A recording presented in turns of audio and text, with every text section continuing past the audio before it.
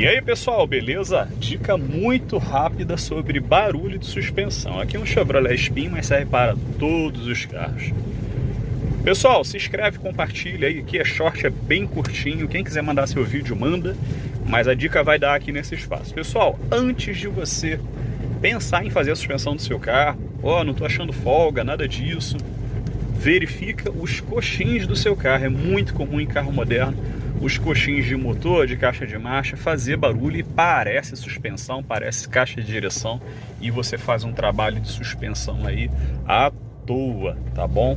Não dá bobeira não. Esse exemplo aqui tô passando para vocês.